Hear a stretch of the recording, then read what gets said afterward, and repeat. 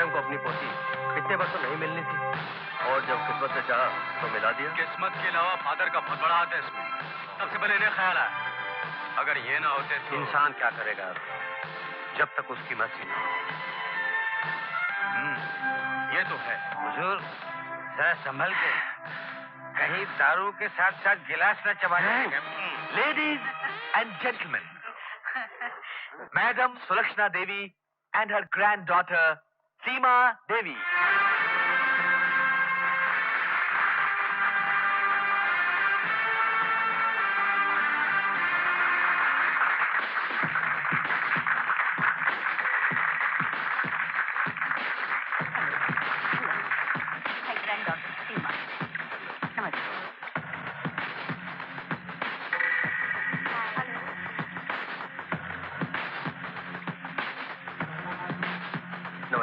Prince of Hatipur, my granddaughter Seema. Hello. Hello.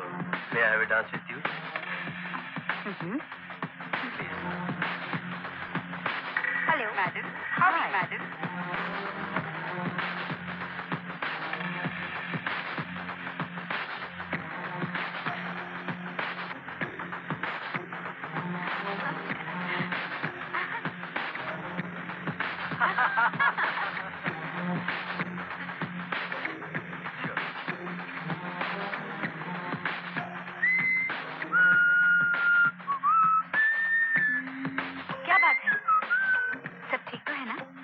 हाँ, सब ठीक है।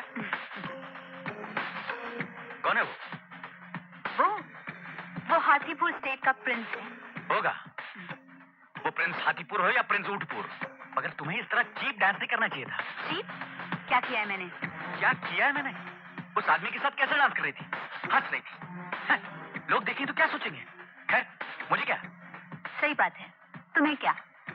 तुम्हारी और मेरी 50-50 की पार्टनरशिप है। इसके अलावा मैं जो कुछ भी करूं, तुम्हें क्या? You're right. जाइए, आपके वो डार्लिंग प्रिंस ऑफ हाथीपुर आपका इंतजार कर रहे हैं।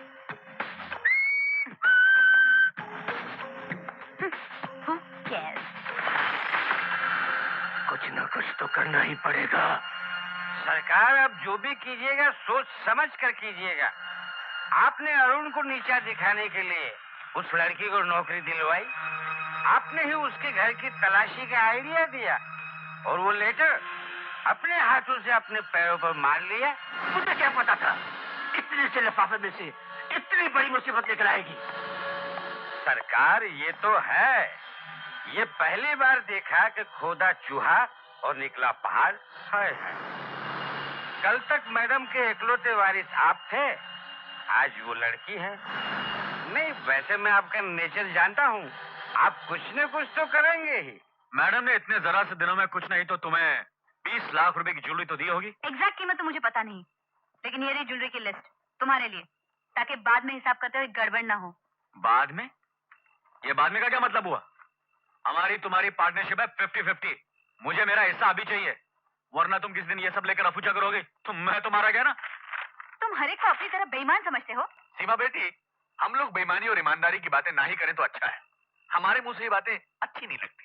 लेकिन अंकल, इसको ये तो सोचना चाहिए कि अगर मैं इसका हिस्सा दे दूंगी और कल को मैडम ने पूछा, बेटी बाकी की ज्वेलरी कहाँ है, तो क्या कहूंगी कि आधी ज्वेलरी मेरा 50% का पार्टनर ले गया। ये भी ठीक है, लेकिन अरुण भी ठीक है ना, आखिर इसको भी तो इसका शेयर मिलना चाहिए। और तरकीब क्या होगी? तरकीब है वो क्या, जितना ये घर चलेगी उतना मैं ऑफिस से ले लूंगा। ठीक, घर तुम्हारा ऑफिस तुम्हारा, 50-50। क्यों सीमा? मुझे मेरी जवानी के जमाने का गीत याद आ गया, शायद तुमने सुना होगा। साथी हाथ बढ़ाना साथी रे, एक अकेला थक जाएगा मिलकर बोझ उठाना, साथी हाथ बढ़ाना। ओके। लेकिन ये होगा कैसे? वो मैं बताता हूँ, चलो। हसमुख। जी मैडम।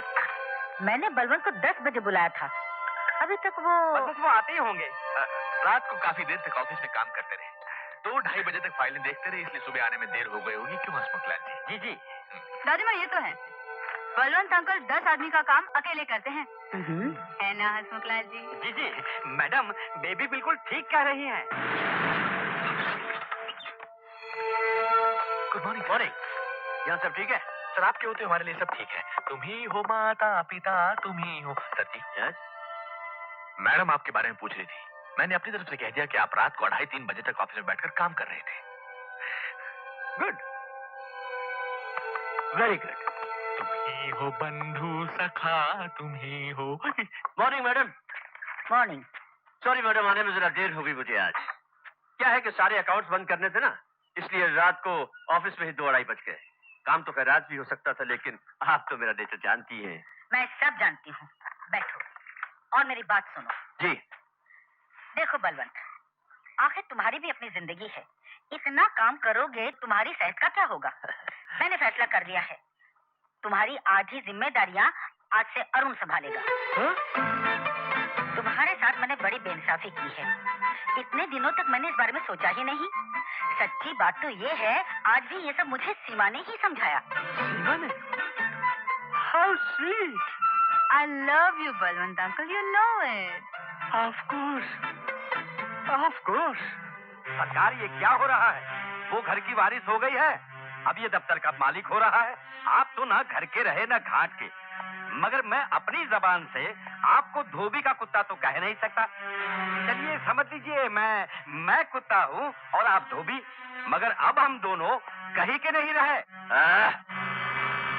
तुम तो मेरा नेचर जानते हो हसमुख, मैं धोबी नहीं हूँ, मैं लोहार हूँ, लोहार। तुमने सुना नहीं? 100 सुनार की और 1 लोहार की। हाँ सरकार, कहीं ऐसा ना हो कि सोनार सारा सोना लेकर ये जा वो जा और लोहार अपना हथौड़ा लिए बैठा ही रहे। अरे कुछ जल्दी कीजिए, नहीं तो ये मालिक बन जाएंगे। अरे कैसे बन जाएंगे? अब मैं पता लगाऊंगा कामनी का कि वो जिंदा भी है कि मर गई, उसकी कोई औलाद थी भी कि नहीं, और अगर थी तो कहाँ है?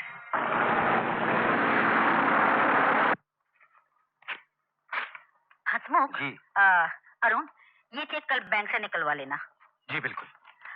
अरुण।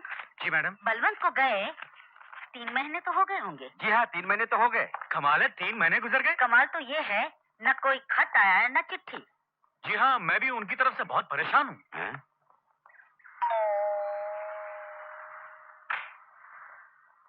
यस। जी मैं मिस्टर विनोद मिश्रा से मिलना चाहता हूँ।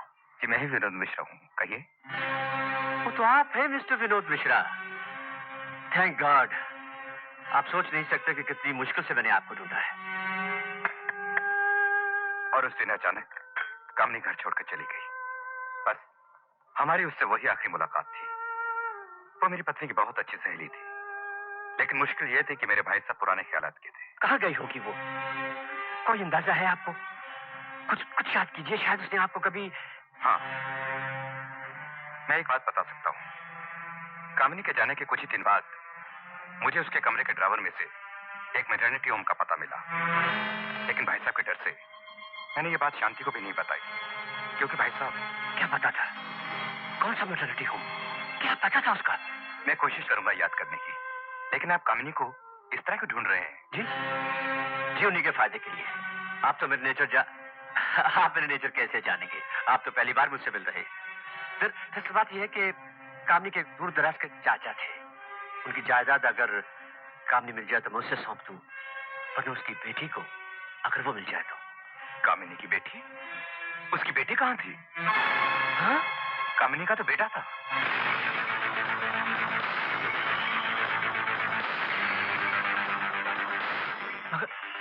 मगर आप कैसे जानते? आप तो कह रहे थे कि आप उसके बाद उससे कभी मिले ही नहीं। मैं तो नहीं मिला, लेकिन वो एक बार मेरे भाई साहब को किसी मंदिर के पास मिली थी, बुरे हाल में। खुद में 1 साल का बच्चा था जो बहुत बीमार था। मेरा बच्चा बहुत बीमार है, बहुत बीमार है भाई साहब। अगर आज भी इसे दवा नहीं मिली तो ये मेरी थोड़ी मदद कर दीजिए। तुम्हारी कोई भी मदद नहीं कर सकता कामिनी। ये तुम्हारे अपने पाप है जो तुम्हारे सामने आ रहे हैं। इस बच्चे के लिए तो यही अच्छा है कि तुम्हारी छाया भी इस पर न पड़े। मेरी मानो तो सामने वो पालना देख रही हो, बच्चे को इसमें डाल दो, कोई और पाल लेगा। तो कामनी की बेटी कभी पैदा ही नहीं हुई। दादी माँ। दादी माँ। Darling. Good morning. Good morning darling. मैं तुमसे नाराज हूँ। मुझसे? क्यों? आज सुबह तुम मेरे बेडरूम में क्यों नहीं आई? मैंने तुमसे कहा है रोज सुबह सबसे पहले मैं तुम्हारा चेहरा देखूं। क्यों? इस चेहरे में ऐसी कौन सी खास बात है? वाह, है क्यों नहीं? देखो, आज नहीं देखा, आज ही मेरी तबीयत खराब हो गई। खराब हो गई? क्या हुआ दादी माँ?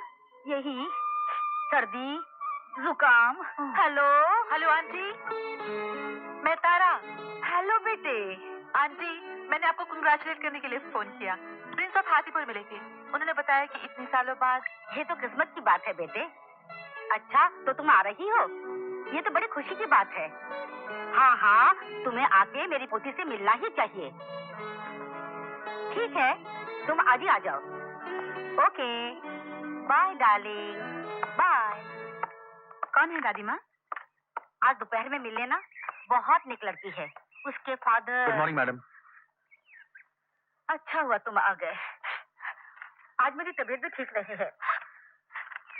मेरी एक मेहमान आ रही हैं अपने प्राइवेट प्लेन से। तुम उन्हें रिसीव कर लेना। Sure madam. मैडम, ये बिल्डिंग के प्लान्स हैं, नई बिल्डिंग के प्लान्स।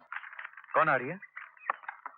वही अपने बहुत पुराने दोस्त। मैडम, आपकी दवा। Good morning sir. Good morning ma'am. हाँ, मैं कह रही थी वो हमारे बहुत पुराने दोस्त की। अरे, इसे उठा लो। हाँ, तो मैं क्या कह रही थी?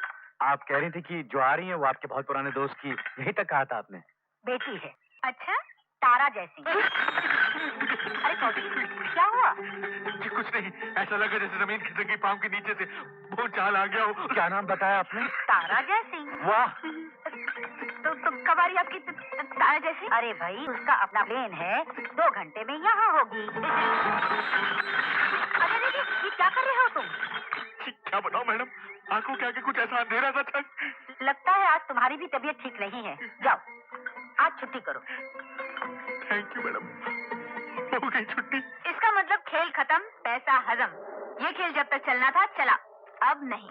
दीदी, ये सब कुछ मुझे उल्टा क्यों दिखाई दे रहा है? उल्टा लेटेंगे तो उल्टा ही नजर आएगा ना अंकल। सीधे होके सोचिए। अरे ये वक्त सोचने का नहीं, समझने का है। मुझे मेरी जवानी के जमाने का एक मशहूर गीत याद आ गया, शायद सुना हो। चल उड़ जा रे पंछी कि अब ये देश हुआ बेगाना। हाँ, तो मैं कह रहा था कि अपने अपने कमरे में जाओ और पैकिंग करो। इतनी आसानी से नहीं, इतनी आसानी से नहीं अंकल। ठीक है, तुम्हें जेल जाने का शौक है तो तुम रुको, हमें नहीं, हम जा रहे हैं। हाँ, आप क्यों नहीं जाएंगी? आपने तो अपना इंतजाम पहले से किया हुआ। सीधा हाथीपुर का टिकट कटवाएंगे आप। हाथीपुर? जी हाँ, वही प्रिंस ऑफ हाथीपुर जिसके साथ उस पार्टी पर अब नाच रही थी। हाँ। तो वो तकलीफ अभी तक है आपको? देखिए मिस्टर, मैं आपसे पहले भी कह चुकी हूँ कि आपकी मेरी पार्टनरशिप है 50-50 की। उसके बाद मैं जो करूँ, जहाँ जाऊँ, जिससे मिलूँ, आपको क्या परवाह? मुझे कोई परवाह नहीं, और परवाह मैं करूंगा क्यों, और परवाह मुझे होगी क्यों? अरे क्या हो गया तुम लोगों को? ये आपस में सर फुटबॉल का वक्त नहीं है। लगता है तारा जयसिंह की खबर से घबरा के तुम दोनों पागल ही हो गए हो। पागल तो मैं नहीं हुई हूँ अंकल, कोई और हो गया होगा। तो आप कहना चाहती थी? Just a minute, Tara Jaisingh?